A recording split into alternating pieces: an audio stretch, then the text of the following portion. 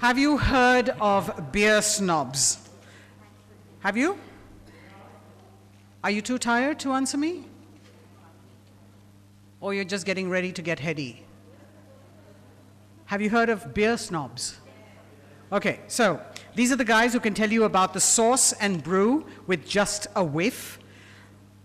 And I know that they sound like mythical characters, but they aren't. These are beer snobs, and we at Knowledge Factory are giving you an opportunity to get to know your beer from the founder of Pint Room, Pradeep Gidwani. So put your hands together to please welcome Pradeep Gidwani. Okay, so thank you for all being over here. I know it's been a fantastic 2 days of a lot of knowledge coming in, and it hasn't been typical Gyan one-way sessions coming out to you from gurus. I'm not a beer snob, right? I just love my beer, right?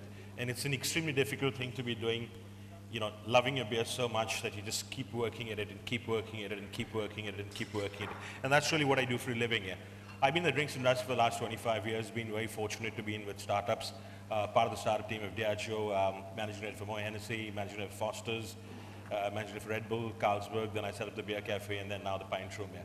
So yeah, so for the last 25 odd years, I have officially been drinking. I carry a permit which says I'm licensed to drink, right? This is one of the few countries in the world where you require a health permit, right, to be drinking officially. As a managing director of Foster's and Carlsberg, I would go to the board and say, your managing director in India is a licensed alcoholic, right? And the permit to drink in India says, or in each state, Maharashtra says, that I require alcohol for preservation and maintenance of my health, right? And I'm one of those few guys, right? You have that? That's fantastic. Absolutely. So I'm just going to talk about beer, right? So beer is just fantastic, and it's fun. It's not snobbish at all. It's just about drinking this beautiful golden liquid and much more beyond the beautiful golden liquid. Yeah. It's the third largest selling beverage in the world, right? Beer, third largest selling beverage in the world. Anyone can guess the first two? Water, yeah. And the second one? Yeah. So water is the largest selling beverage in the world. Tea is the second largest selling beverage in the world. And the third largest selling beverage in the world is beer.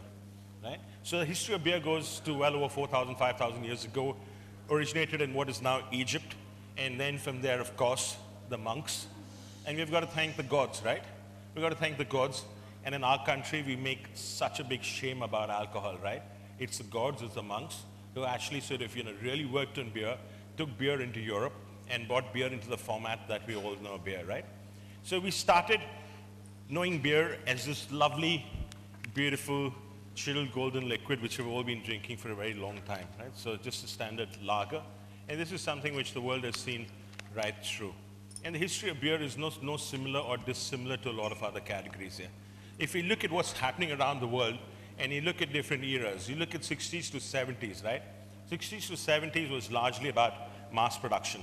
Standard, good quality, industrial style products, right? Whether you saw McDonald's coming at that time, whether you saw Levi's jeans coming at that time, whether you saw beers like Kingfisher, Carlsberg, or Heineken, standard beers, tuck, factory line production, good quality, boom, boom, boom, boom, boom, keep producing large numbers, absolutely standardized, right?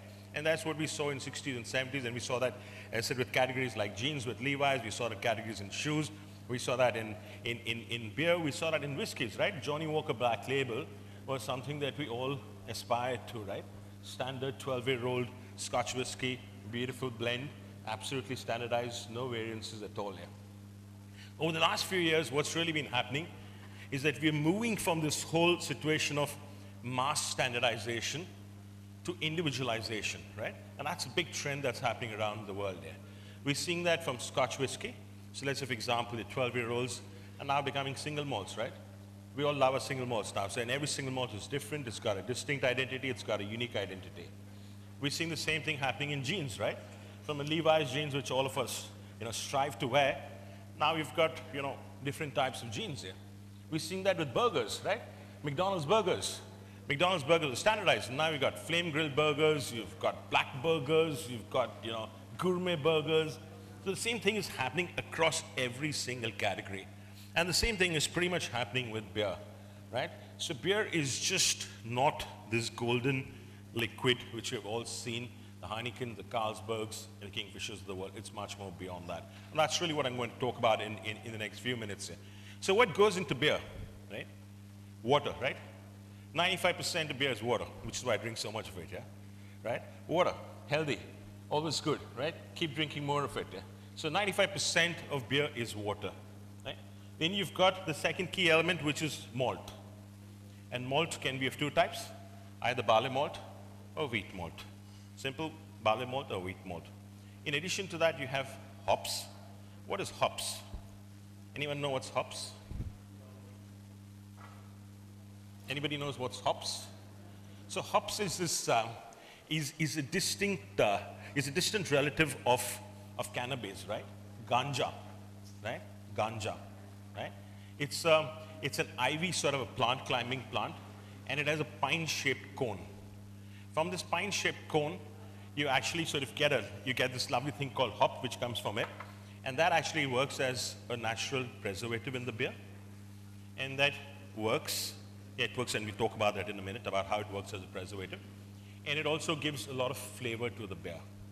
Right? So that's hops. And it's grown in different parts of the world.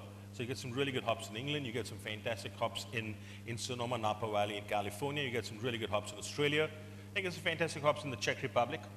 Right? SARS hops. And in India, you get a little bit of hops in Himachal Pradesh and a little bit in Jammu and Kashmir. Right? So you've got water, malt of two types. You've got hops. The fourth element that goes into beer is yeast. Yeast is essentially a bacteria, right? But really gives flavor. It's like a dahi ka jamun, right? The jamun or the curd in your house is very different from the jamun in your house, right? Because the curd strain is different, right? So the flavor of curd in your house will be very different from the flavor of curd in your house, right? The same thing happens in beer. And therefore, brewers work really hard to protect and grow the yeast. And this yeast is propagated in laboratories and then sent across to different parts of the world. Yeah. So 4 key elements: water, malt, hops, in yeast. In addition to that, you have a whole host of minor elements. And the minor elements could be, let's say, for example, what is broadly termed as adjuncts. And adjuncts work with local environments, right? So in a brand like Kingfisher, for example, in India, we have a lot of sugar, right? Sugar is cheap, and sugar is added in the beer to actually bring the cost of production down. In Southeast Asia, places like Thailand, places like Japan, places like Singapore, you get a lot of rice. And therefore, rice is added in those beers, and therefore you get a distinctive rice flavors. In America, for the mass industrial beers like Budweiser, Miller, you have a lot of corn, right? And therefore, American beers tend to be sweeter, tend to be watery. Right? So these adjuncts are added to beer to bring the cost of beer production down in the era of mass industrialization that we were talking about there. So that's the fifth element, but that's a really small part, doesn't play a very key role other than bring the cost of beer down. And then the sixth part of it, which is really the specialties, that's what makes a lot of fun now with craft beers here. And those could be herbs, those could be spices, those could be honey, right? And the Belgian craft brewers and now the American craft brewers have done a fantastic job by infusing beers with herbs, spices, honeys, peels to give you distinctive flavors, right? So that's really the sixth element, which is now creating this fantastic craft beer revolution around the world here. In the US, the mass, which is the world's largest drinking market, one of the world's largest, China's now, overtaken it, so second largest drinking market in the world. The mass-produced industrial beers, the Budweisers, the Millers, the Coors, are actually declining while craft beer sales have been going up. And in India, we're beginning to see a lot of craft beers coming in. We're beginning to see a lot of microbreweries really coming in. Yeah. That's a big sea change that's happening in India, despite all the rules and regulations. Yeah. So that's simplistically beers, malt, which is of two types. A is barley malt, wheat malt, hops, yeast, water. Right, so the 4 key elements. Then you got adjuncts, and adjuncts could be corn, like in the US, could be rice in India, could be rice in Southeast Asia, could be sugar in India. Right, so it's simple. And then you have the specialties, which would be herbs, spices, honey. That's simplistically beer deconstructed, right? That's what goes into beers. From a technical perspective, there are two ways to make beers. One is a lager, and the other is a ale, broadly. Most of the beers that we've known so far have been lagers. So the Heinekens, the Kingfisher, the Carlsberg, the Fosters, these have all been lagers. And lager is essentially, it's a technical term for brewing. Don't get too hassled about it.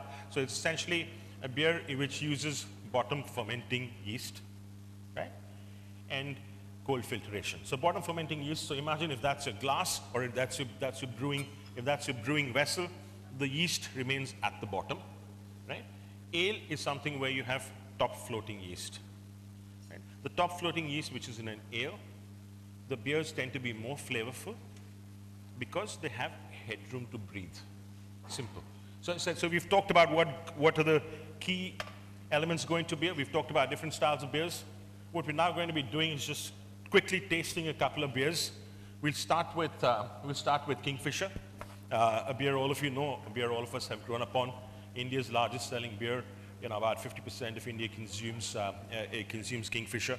So Kingfisher is essentially beer, malt, a lot of adjuncts. So it's just different recipes. It's like in a biryani. In a biryani, you could have various different recipes. So here, there's a lot of adjuncts that go into it. You've got hops, you get yeast, you've got water. And then there's the whole thing coming together in the brewing process. Like cooking a biryani, you could cook it over a dum for a long period of time. Or you could sort of, do it in the pressure cooker in maybe, 30 minutes. Right? So that's really what happens. So we're going to taste a bit of Kingfisher, which all of you have tasted. The second beer which we're going to be tasting is Heineken. Again, a classic standard lager. It's Carlsberg, Heineken, Stella. These are standard mass-produced industrial beers, and were epitome of what we wanted, like a Johnny Walker Black Label. Heineken is something which we all desired for. Now these are all malt beers, right? So they don't use any adjuncts, right? So in Kingfisher, in Tiger, in Budweiser, in Miller, you have adjuncts. These are classic beers, which are Germanic or German-style beers. In Germany, as per German purity law, you were only allowed to use malt, hops, yeast, and water, in nothing else, right? The Germans are square, right?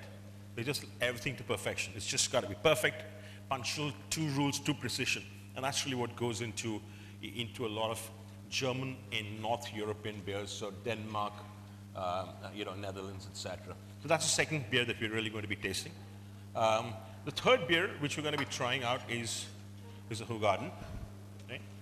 A Hoegaarden is a Belgian beer, and the Belgians, unlike the Germans, have been very creative with their beers.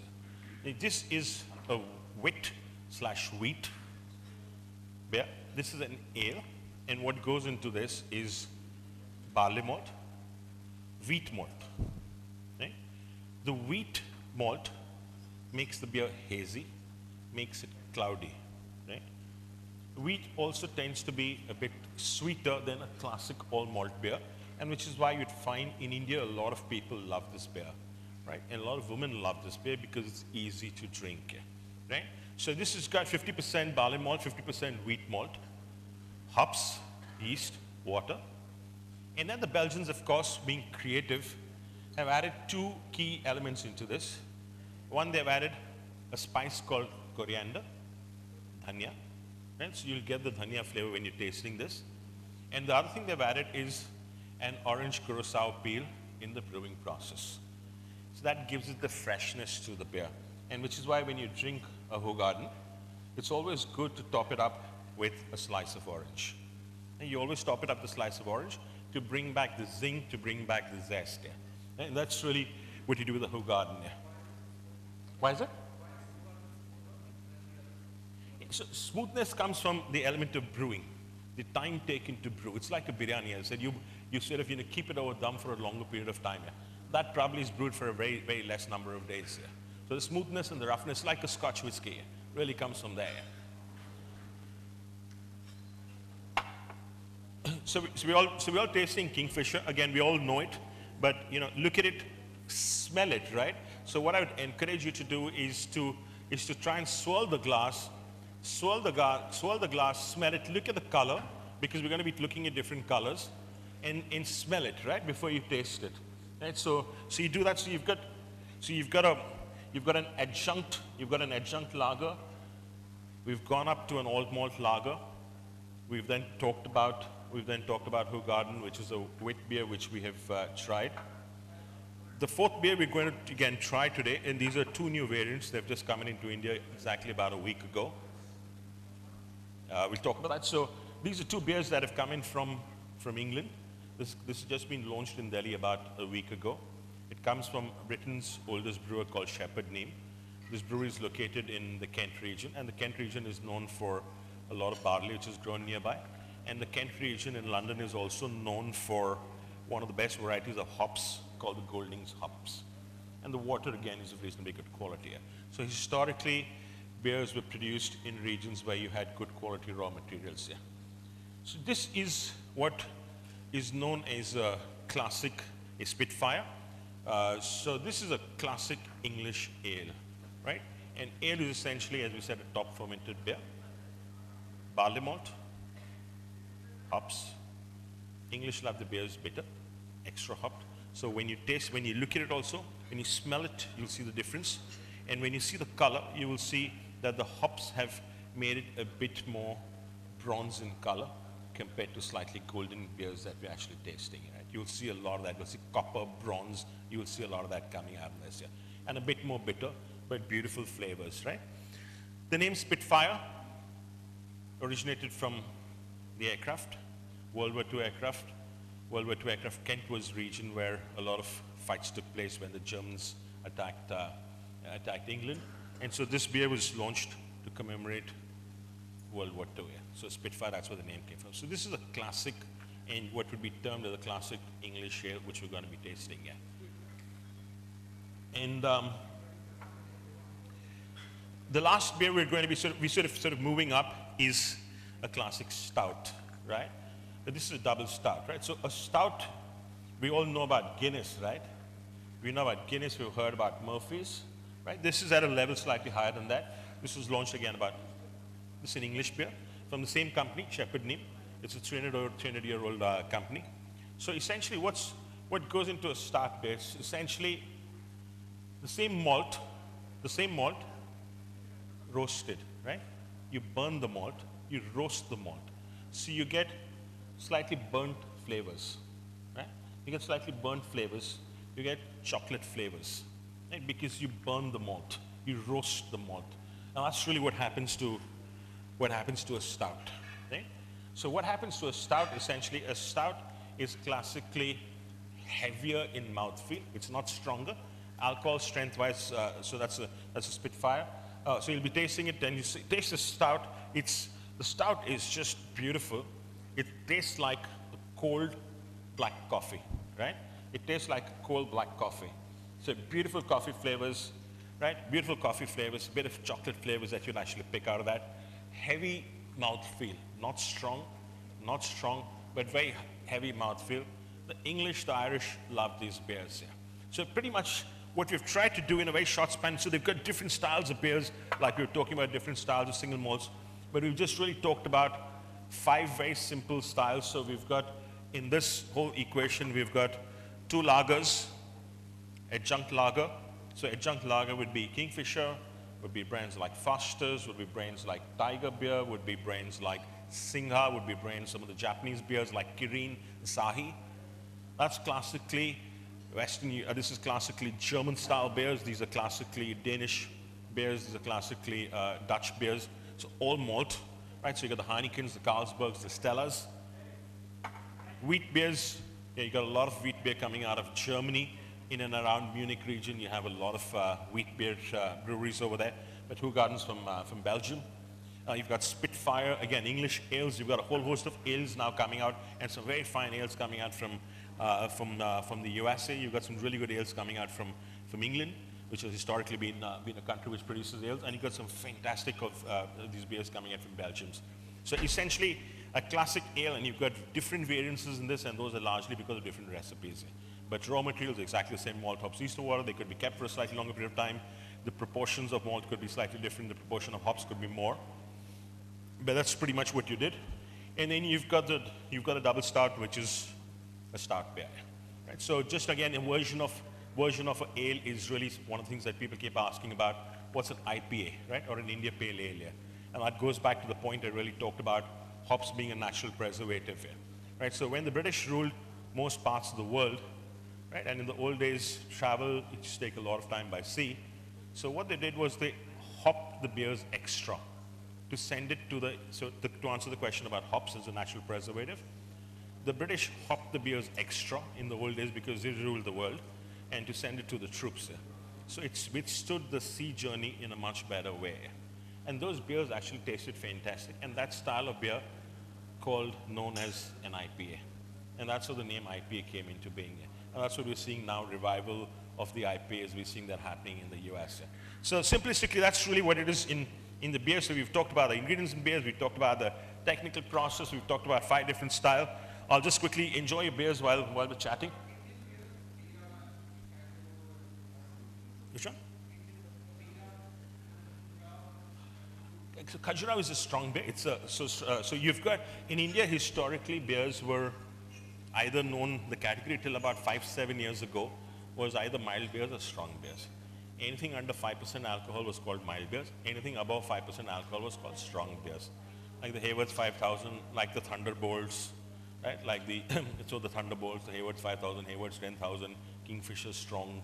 All of these were largely strong beers. And strong beers is exactly the same raw materials. It's just that the strength was higher because the whole thing in India is about nasha, right?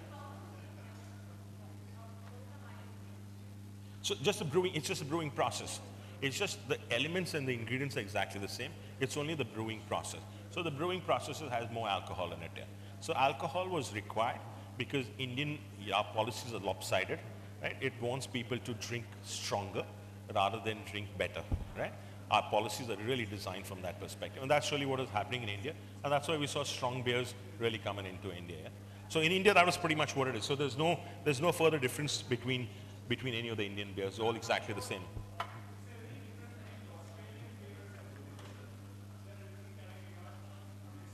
So in Australia, again, depends on which style you're referring to, right? So if you're talking about, let's say, Victoria Bitter, right, which is a very large beer in the Melbourne region, or if you're talking about Tooheys, right, which is a very large beer in, Tooheys, 4Hex, a very large beer in the Sydney region. And they were essentially being quintessential lagers, but malt, right, all malt. So let's say, for example, a Victoria Bitter, which the Australian cricket team wears on the thing, or Tooheys, or 4X, or Castlemaine, those were essentially similar lager beers. And again, Australia was a hot country and they loved chilled beers. Yeah. But now in Australia, you're again seeing a big evolution of craft beers. There's a lot of fantastic small craft beer breweries who are doing some fantastic work over there and producing various styles of craft beers. Yeah. So that's in a nutshell about beer. I'm just going to quickly talk about the glassware, and then we can answer a few questions and we can enjoy a few beers here. Right? So as you said, a beer is a beer is a beer is a beer is a beer, but it's not, right? Slight differences in all of that, right? The same thing in glasses, right? Everybody thought, what's there in a glass, right? I just have a glass, I open a bottle of beer, and I chuck it in, right? It's a glass. The glass is a holding vessel, right? And that's all it's meant to do, right?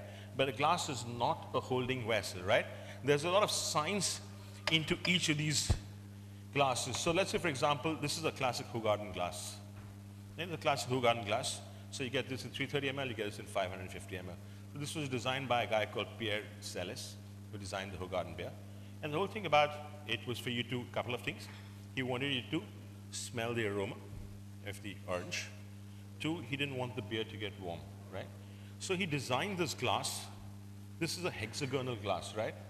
This is a hexagonal glass, right? The 8 sides to it. The 8 sides to it. Why? Because typically, when you hold the glass, you put your hand around it like that, right? You put your hand like that on your glass, right? So then what tends to happen is the beer tends to get warm, right? Well, if you have a hexagonal glass, there's a 90% chance you'll hold it like this, right? So there's a gap, right? There's a gap over here, right? So the glass is thicker, one. The glass is much thicker to prevent heat from coming, for heat from your hand going onto the beer. So it's much thicker and heavier. And second, there's a 90% chance you'll hold it like that. Very few people will hold the glass like this, right? Most of you will hold the glass like that, and you're going to get this gap, right? So a lot of science, right? A glass, but it's not, right? And that's typically what a Hoegaarden glass is, right?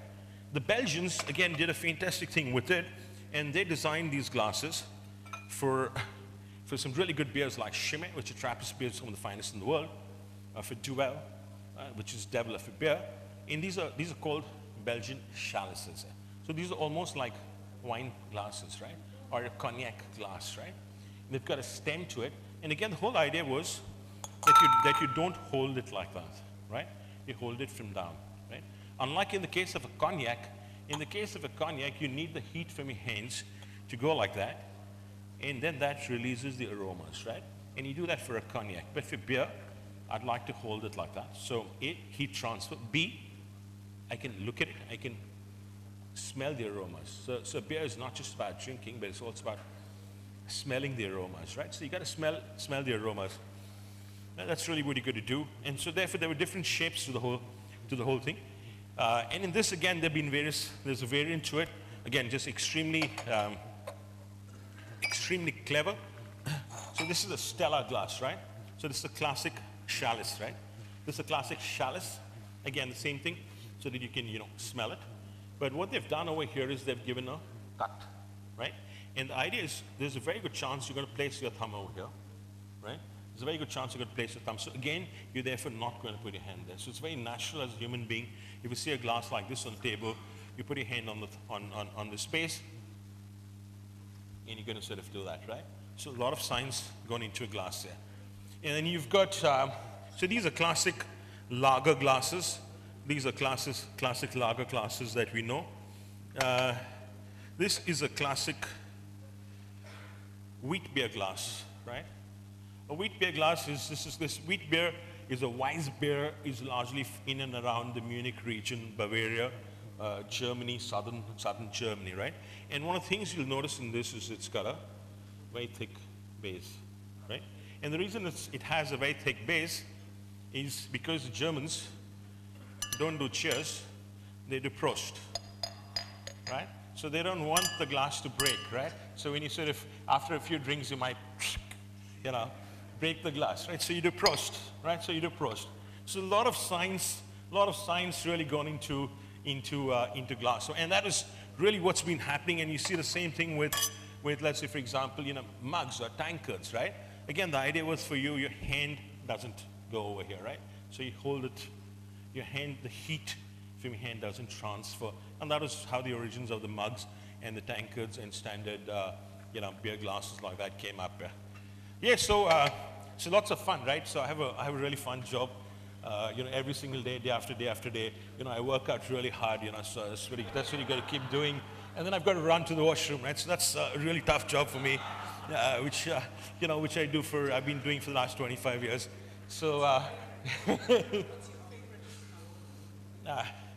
extremely difficult question to answer, because, I drink a lot of beer, right?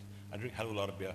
So, when I'm drinking a lot of beer, then I normally drink a classic all malt lager, So I would not drink anything with adjuncts in it, right?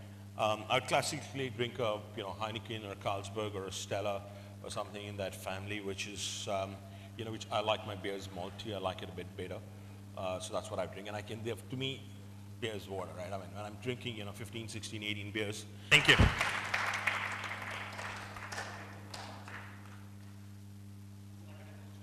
Yeah, sure. Can I get a beer? I mean, get me Heineken or anything. I'll just have a beer. Yeah.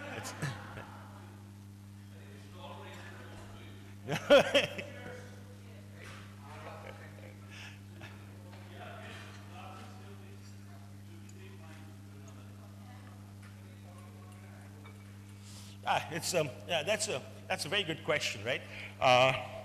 And there's a very simple answer to that, right? Every glass of alcohol, right? A glass of water after that. Yeah, just simple. You'll wake up like a baby next day, right? The only problem is you got to rush to the washroom, right?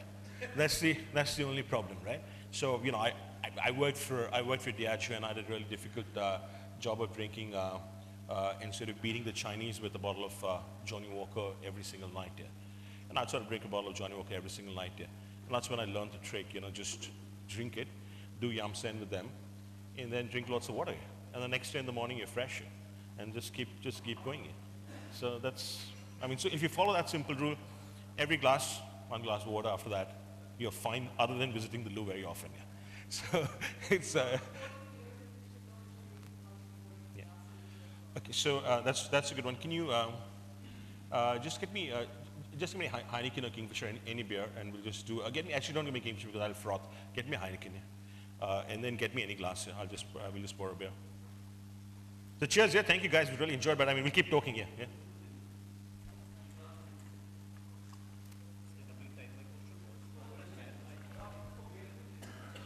Sorry.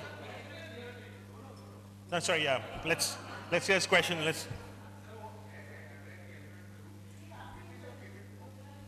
Yeah. Just after him.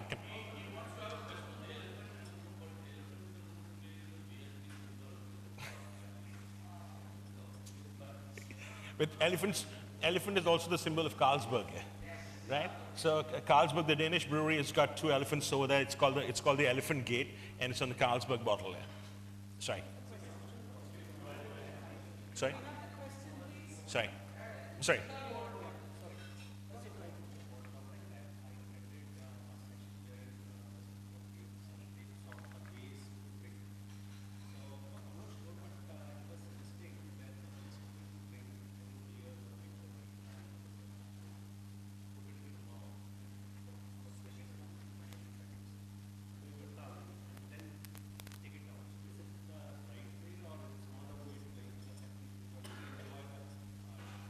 It is, but I'm saying, so classically, any good stuff, right, whether it's wine or beer or a single malt, has to be enjoyed with all our senses, right? So it's not just about, drinking, which is why ideally beer should not be drunk from the bottle.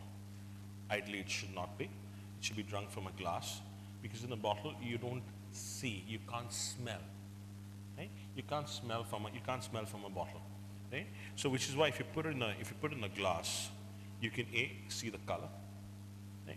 You can see the bubbles. So let's say, for example, if you were to look at the bubbles from so look at those bubbles, right? Those are finer bubbles compared to this. These bubbles will also last for a longer period of time, right? So it's very different. Then you got to nose it, you can smell it, right? Like in the wine, exactly the same, and which is why you can't be drinking from a bottle. Though a lot of people who are drinking old industrial style beers all drank out of the bottle. But beers like this, I mean, you're getting beautiful coffee, chocolate aromas coming out of it. You can't be missing out of that. And then you got to swallow it in your mouth to sort of enjoy the taste, and then the aftertaste. Yeah. The aftertaste is where you'll really get the bitterness coming in over there. So that's actually the right way, but don't get fussed by that, but just keep it simple. Yeah.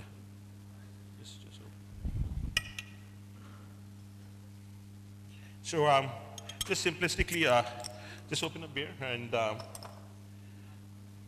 so what you really need to do is just hold the glass at tilted at an angle, 45 degrees. Just slide the beer through, right, till almost about halfway. Then straighten it up, and try and get a nice head. That's really what you do. Okay. So something like that, a 2-finger head would be what would be called a perfect pour. Right, so it's just simple. So slide it down, hold it at an angle, slide it up, and the beer reaches over here. Straighten up, and then. Yeah, so you need the head essentially again for you to enjoy the aromas better. Yeah. Right? Otherwise, you sort of you just get it looks very flat. So A, it's very pleasant looking, and then B, also you enjoy the aromas much better with that. So it's just simple. It's nothing complicated. There's no funda other than just enjoying a beer. Enjoying a good beer, said it's not about if there's no snobbishness in it. And beer is really down to earth, friendly drink all across the world. Wine, there's a bit of snobbery. I mean, I love wine too, so I used to be the MD for Moy Hennessy, and I launched a lot of wine in India, so I've got nothing against wine. I drink a lot of wine. I love my single malts. I spent about a year and a half in Scotland just doing a very difficult job of being to every single distillery and tasting a few 100-year-old scotches. But yeah, so I've really enjoyed some malts too. Extremely difficult. Yeah. So I do the same thing in the cognac region. So you taste, and then you have, you got to spit out the 150-year-old. Can't be doing that to a 150-year-old cognac, right? You got to spit it out. Yeah. But if you're tasting 20 of those, you can't be doing that and doing work as but fun. Yeah. So I've had a fun journey, and now just beer is easy. It's just very casual. Yeah.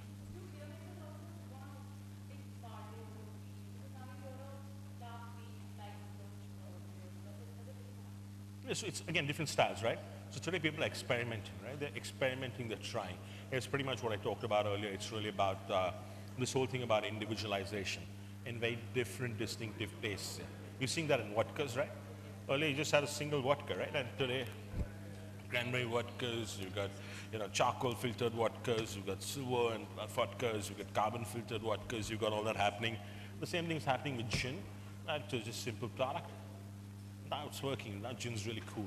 Coming back again. Gin is coming back again. There's a revival of gin. And the same thing's happening with beers. Yeah? Craft beers is just super. I mean, beers like these English ales, which were 300-year-old beers, but were seen as very traditional, and now all being seen coming back. And so therefore, so it's just really a question of personal preference, whether you use, dark wheat beer or, so it's the darkness comes when you roast the malt. That's simplistically what happens. So if you roast the malt, whether it is barley malt or wheat malt, you're going to get a dark beer. Yeah.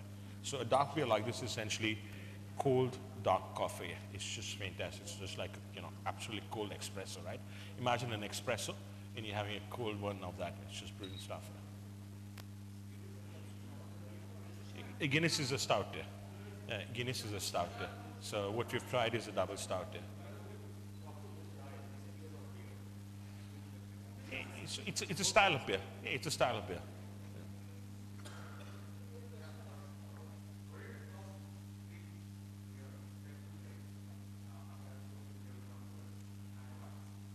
I think I just answered that question, right? Huh? No, so I'm not Heineken. I'm a lager. I'm a malt lager drinker at most times. When I drink 16 to 18 bottles every day, which I do on quite a few days of the week. So then it's all malt lager. I like the maltiness. I like the slight bitterness in it compared to an adjunct lager like Budweiser. So if you talk to any European, right, and I've got nothing against Americans, but if you talk to any European, you'd say the classic traditional mass beers, an American, a European would refer to them as pisse, right? So that's why you see brands like Budweiser were 3% alcohol. They were very sweet. Right, so whether it's a Bud or a Miller, so I'm not singling out brands, I'm not against any brand. So Budweiser, Miller, Coors was because you had a lot of corn grown there and you wanted a cheap, good quality produced stuff, like a good quality standard McDonald's burger, right? That's pretty much what it was. So I can't drink those. So I'm typically drinking European style lagers now. And then when I drink 5 or 6 beers, which is on a couple of days of the week, then I land up drinking the ales. I land up drinking an English ale or a Belgian ale. Again, within Belgium, again, you got some fantastic styles. I can just keep talking about. I showed you the glass of a brand called Chimay. Right? Chimay is a beer which is still brewed by the monks. And it's a Trappist beer. It's one of the finest breweries in the world. There's 6 Trappist breweries in the world. It's still brewed by the monks in the campus. And you get some fantastic cheese. You get some fantastic beers coming out of that. So when I'm drinking less, which is 5 to 6 beers, which is about maybe 2 days a week, 4 days a week I drink 15, 16. Then I drink ales. So I don't drink an adjunct beer, which means I don't drink beers which have got corn in it, or sugar in it, or rice in it. Calories is, I said I work out a lot, right?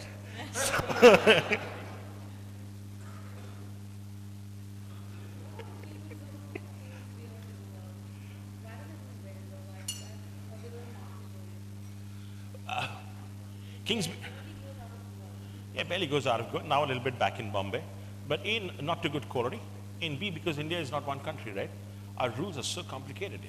I mean, we've ensured every single brand fails, other than Mr. Malia's brand, say, right?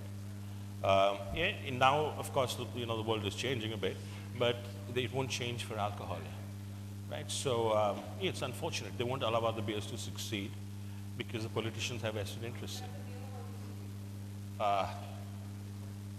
Very average.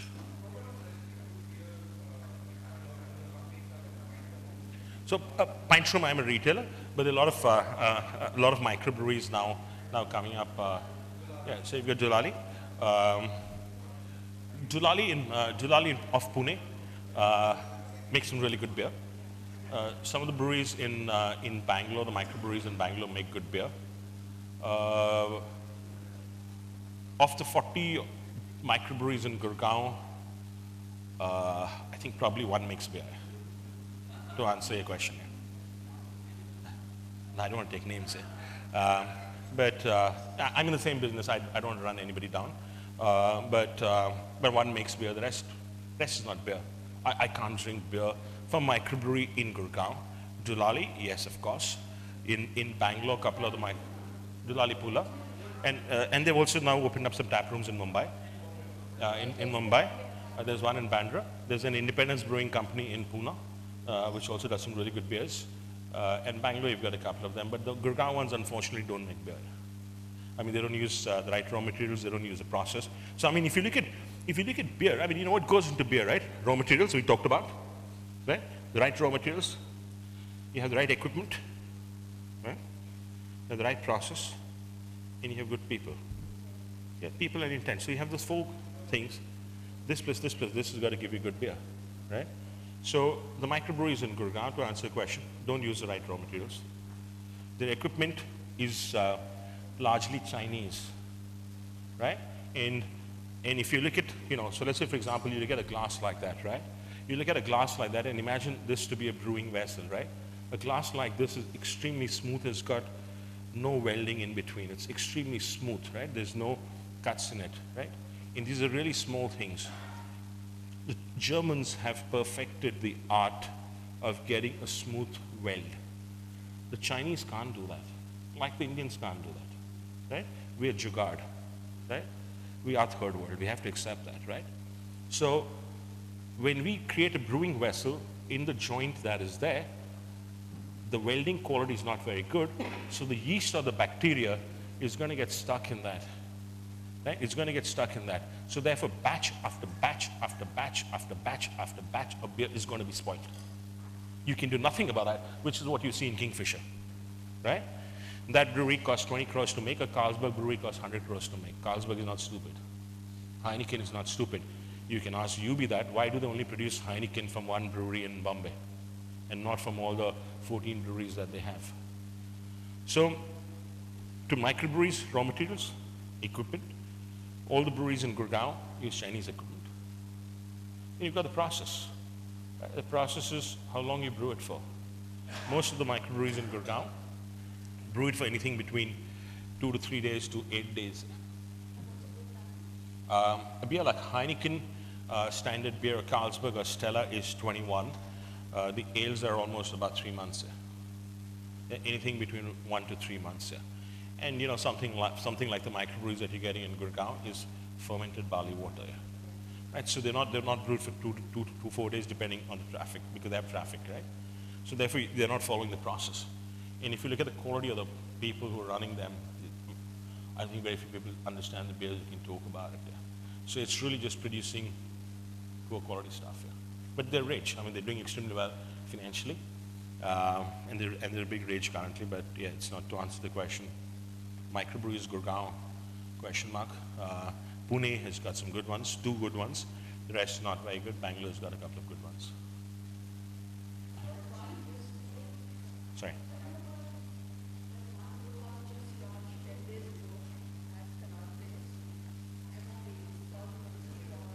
Yeah.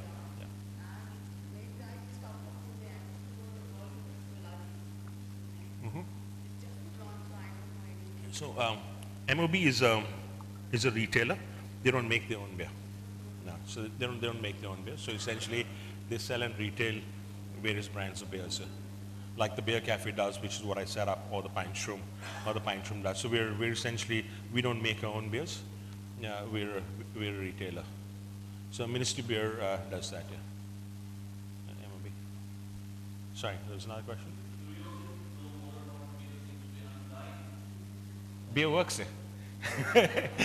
Beer always works. Always works. It's great fun. Yeah, I can just go on and on. I just love my beers and keep talking. So yeah, thank you. Any more questions? Keep talking. One on one, we'll just keep chatting. Yeah.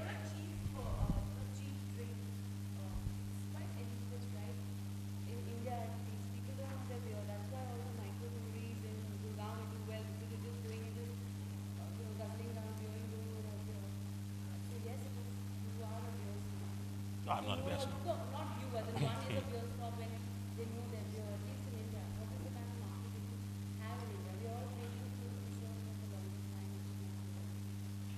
Sure. No, no, we're not. But I mean, you look at where it's come, right? I mean, when I set up the beer cafe and now the Pint room, this is when we set up almost 10 years, not even 6 years ago. At that moment in time, nobody even knew a beer called Hoegaarden, right? Right? So 6 years ago, all we knew was, brands like Kingfisher, Carlsberg, which I launched, and Heineken. Yeah, you won't.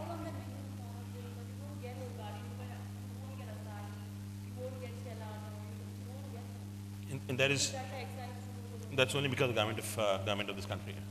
So I mean, it is unfortunate. I mean, Gurgaon. I mean, you would have read in papers the last 2 days.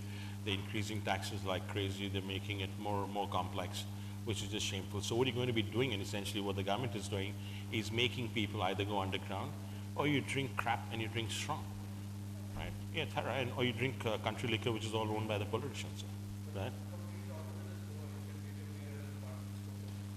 Yes. So I mean, yeah. So we've got to thank the fact that they joined the Indian Union in 1961 compared to the rest of the states in 1947, right? And now the BJP is screwing it up. I've got nothing against BJP. But anyway, now all politicians are screwing it up, right? Whether it's any BJP or UP or whatever. But I'm saying, so Goa really came from, because they were Portuguese colony until 1961, and then you're a Portuguese colony, you follow the rules, and there you came. And when I was in these companies, I used to meet various excise commissioners, and I used to keep telling them, listen, I mean, Goa was a great example that you talked about. Goa has the least problem of alcoholism because, when you're young, it's free. When you're young, you start drinking with the parents. You start drinking with the parents, so it's no big deal. So come and have a drink with me, son or daughter. There's no big deal. And, if you say, mat pio, I'm obviously going to drink more of it. Right? And that's really what's been happening, and that's what we really got to do as a nation. We got to you open it up, and particularly beer and wine. And so if you look at Russia, right? Russia had a big problem of alcoholism with vodka, right? Vodka was really big over there. And when Putin came to power in his first term, what he did was he dropped duties on beer, and beer became cheaper than milk in Russia. Right? Beer became cheaper than milk in Russia, and it just went up, and people were buying beer. And suddenly there was a big switch from vodka to beer. And with that, he managed to solve some problem, not all, but some problem of alcoholism he was able to solve. Because you had a big switch from 42% alcohol to 4 to 5% alcohol. Yeah. And then it's open, and you sort of opened it up, and it's available on the street, so there's no big deal about it. The minute you make a big deal about it, you got to go to the corner and hide. That's what's happening. You look at what in a couple of the states in the south, and I got a drink. So what do? I finish my drink in 2 minutes. I knock it down. I take a bottle and knock it down. Since Rini is on a call outside, on behalf of the team, we want to thank Pradeep for this wonderful hour-long lecture on beer. I think it's... No. We had the place and we had the people who had the interest, so you could have gone for a few more minutes, but the beer is over, I guess. No complaining. As you all know, Pradeep runs the Pint room with an outlet in Gurgaon and in Vasant Vihar. The Gurgaon one is near Galleria at Cross Point Mall. So if you're there anytime, grab a beer, grab a snack. And we hope to do some Knowledge Factory live sessions in the future at the Pint room as well. Thank you so much, Pradeep. I missed thanking one man called Ranjan. Ranjan, thank you so much for everything. And Suraj, they are the backbones of Taj and Baljit's team. Thank you so much for helping us here. Since Rini is not here, I officially, on behalf of Madhavan and Meena, declare Knowledge Factory 1 closed. See you at Knowledge Factory 2 somewhere, someday, soon.